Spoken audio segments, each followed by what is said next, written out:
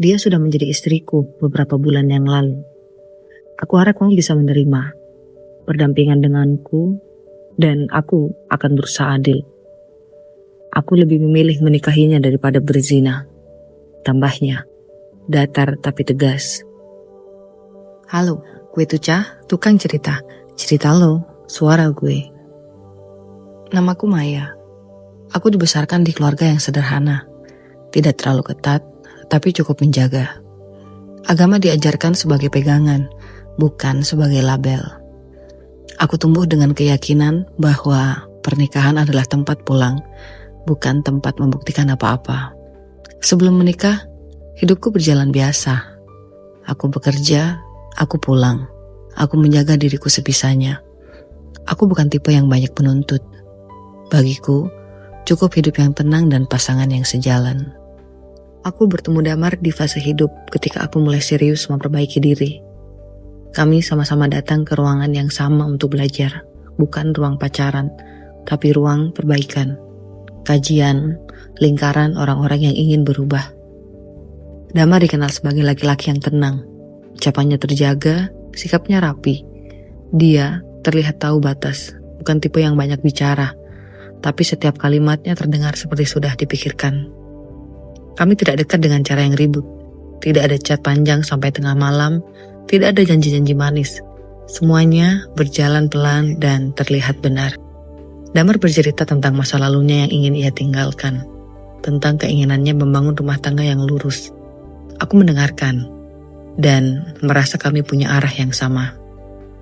Prosesnya singkat, ta'aruf, istikharah, pertemuan keluarga. Dan tidak lama setelah itu, kami menikah. Banyak orang bilang aku beruntung mendapat laki-laki yang paham agama, yang terlihat siap memimpin, yang tidak main-main. Dan waktu itu, aku percaya, karena semuanya terasa tepat.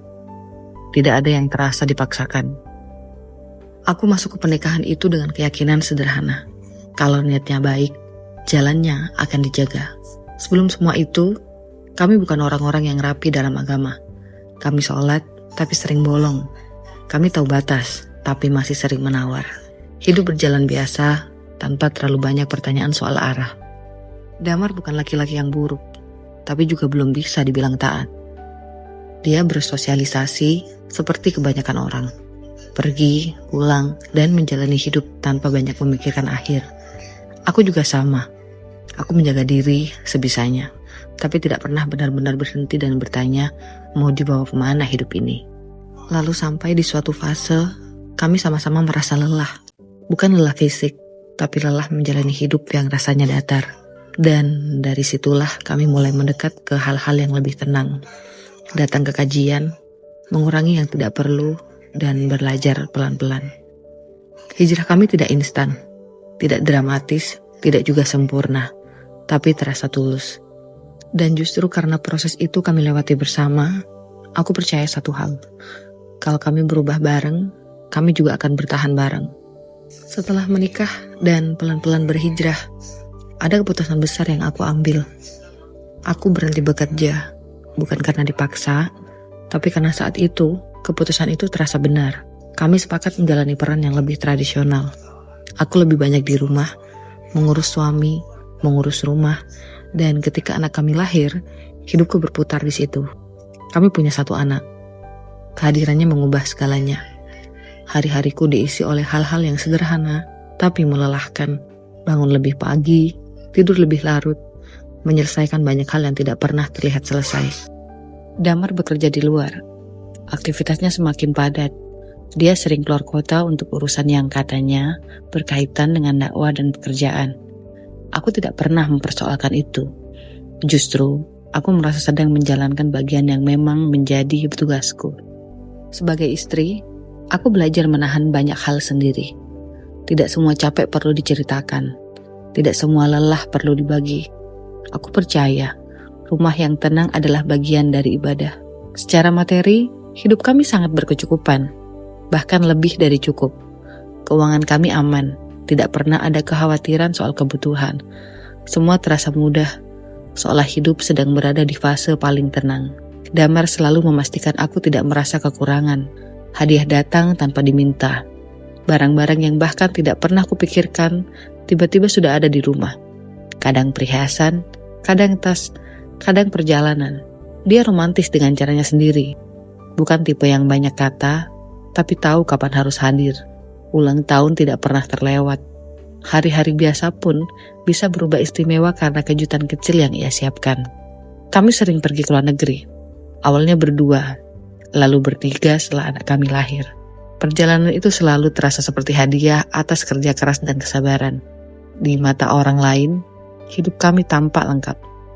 Di hari ulang tahun pernikahan kami, Damar mengajak liburan ke luar negeri. Aku senang dan tidak menyangka dia menyiapkan sesuatu yang spesial. Semua sudah diatur rapi.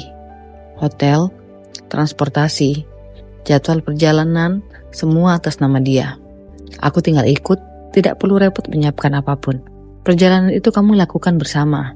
Aku, Damar, dan anak kami. Dan sampai di sana, kami langsung menikmati pemandangan kota baru, mencoba makanan lokal, dan berjalan-jalan santai sambil tertawa. Anak kami berlarian, penuh semangat, dan aku ikut tersenyum melihatnya bahagia. Beberapa kali, Damar pergi sebentar sendirian. Katanya, mau belanja untuk kejutan ulang tahun pernikahan kami. Aku tersenyum saja, membiarkannya. Tidak ada yang aneh. Aku menikmati waktu sendiri dengan anak kami, membaca, atau sekedar duduk santai di balkon hotel. Di malam terakhir liburan, Damar memberikan hadiah untukku. Sebuah tas mewah yang aku suka. Senyumku mengembang, merasa diperhatikan dan dihargai.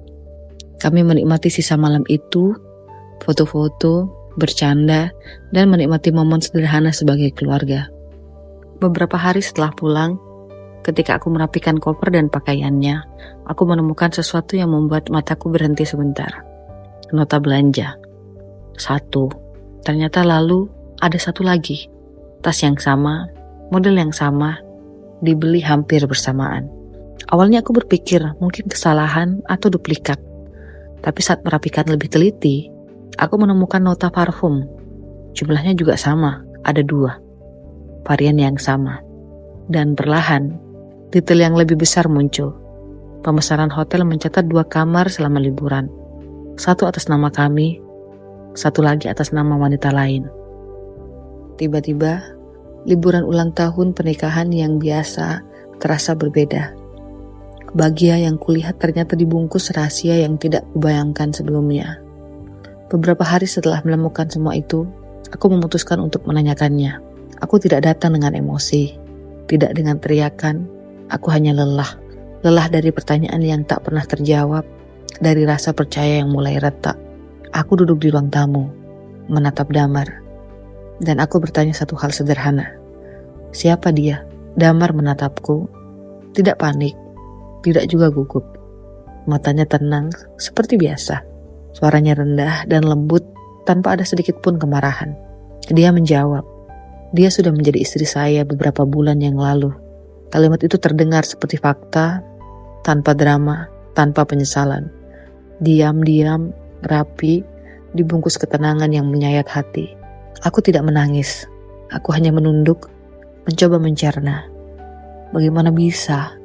Selama ini, hidup kami yang terlihat sempurna, dibangun dengan kasih dan perhatian, ternyata ada bagian lain yang berjalan diam-diam di belakangku. Aku menarik nafas panjang, mencoba tetap tenang, tapi di dalam ada kehampaan yang tiba-tiba begitu luas, seperti ruangan kosong yang membentang tanpa akhir. Damar menatapku, matanya tenang. Maaf, aku harap kamu bisa memahami, katanya pelan. Bukan permintaan maaf karena salah, tapi permintaan untuk dimengerti. Dia tidak tahu bagaimana perasaanku, dan dia bahkan tidak ingat kapan pernikahan kami mulai retak. Semua yang terlihat baik selama ini, menurutnya, cukup untuk menutupi lubang yang ia sendiri tidak pernah sadari ada. Dia bercerita tentang perempuan itu dengan tenang. Baginya, itu bukan pengkhianatan yang dramatis, tapi sesuatu yang membuatnya merasa utuh ketika ia mulai kehilangan arah. Ia mencari, tanpa menyadari betapa sakitnya yang ditinggalkan. Aku duduk, diam. Tidak ada teriak, tidak ada air mata yang tumpah. Hanya kehampaan. Seolah semua kasih sayang yang kuberikan, semua kepercayaan yang kutaruh, menjadi hal yang tak berharga di matanya. Aku menatapnya, mencoba mencerna kata-kata itu.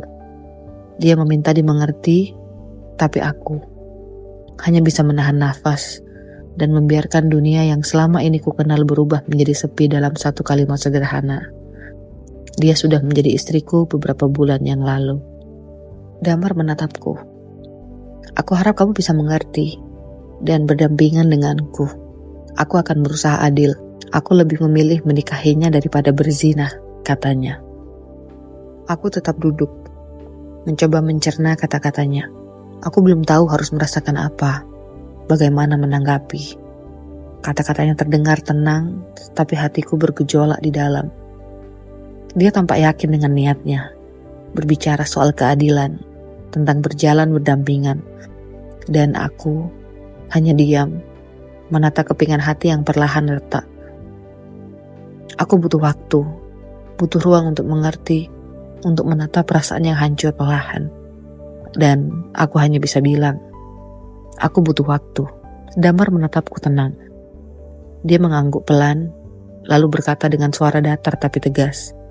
Baik, selama kamu butuh waktu, aku akan tinggal di rumahnya, istri keduaku. Aku hanya ingin kamu tahu, aku akan berusaha adil. Damar pulang beberapa hari kemudian. Di mataku, semuanya tampak normal. Rumah rapi, Damar tersenyum seperti biasa, anak kami bermain ceria.